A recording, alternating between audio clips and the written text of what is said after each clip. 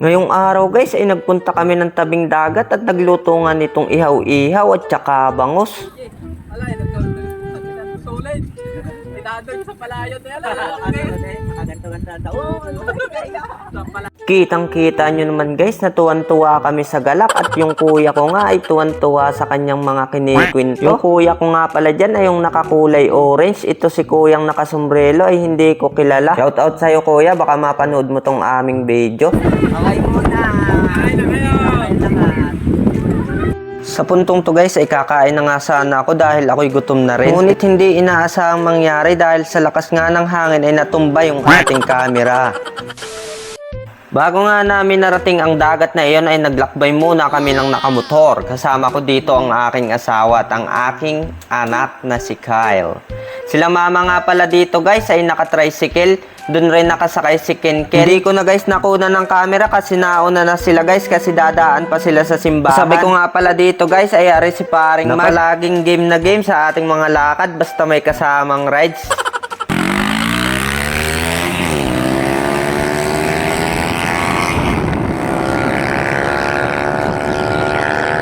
At dahil nga binilisan niya ay nandito na kagad kami sa 333 step. Umaakit kami guys at binibilang-bilang pa nga namin dito. Aalamin namin dito kung 333 step nga siya guys.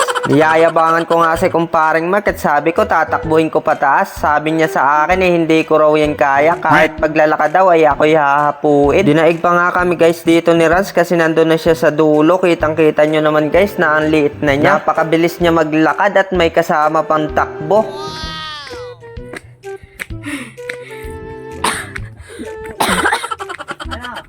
Wala pa nga kami guys sa kalahati pero pakinig nyo naman parang hinahapo na si Lisa, siya kasi ang nagkakamera sa amin. Tapos napansin ko dito guys si paring Mark na wala bigla. Hoy, agaw mo dyan.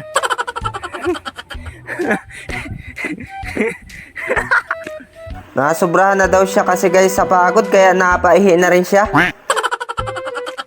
Wow, napakaganda dito guys, oh. Nakarating nga tayo dito guys sa taas at sulit na sulit naman guys yung ating iniakyat kasi napakaganda ng view. Kitang-kita nga pala dito guys yung ating dagat na pupuntahan mamaya. Ayan, nauna na rin dito guys sila kuya at pati sila mama.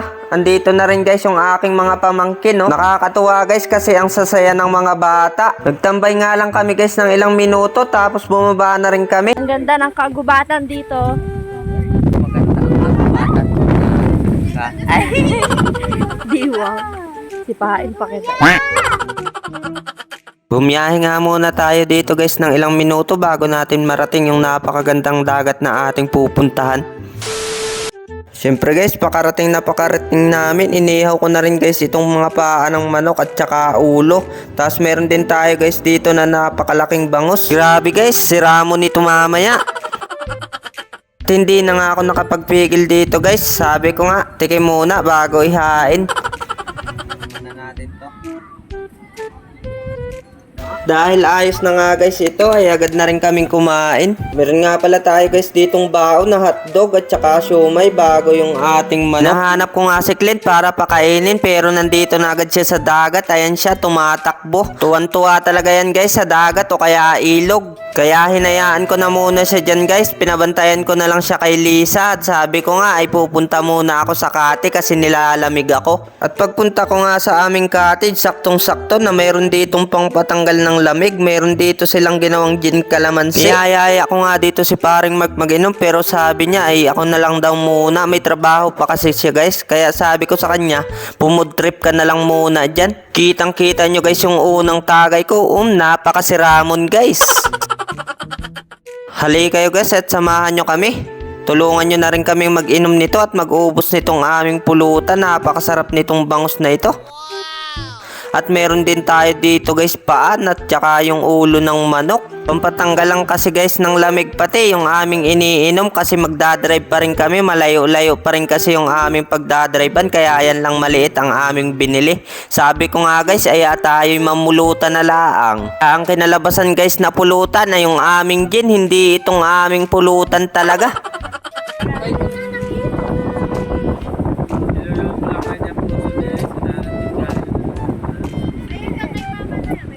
Natatawa nga ako dito guys kasi baka kami malasing sa pulutan, hindi naman doon sa alak. May panga kay papa niya.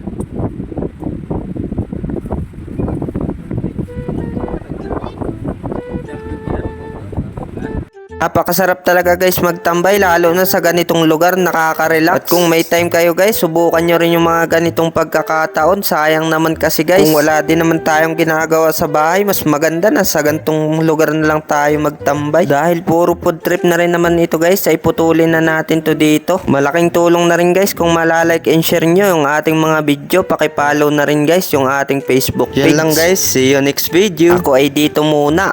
Uubusin ko muna ang napakasira mo na pulutan na are.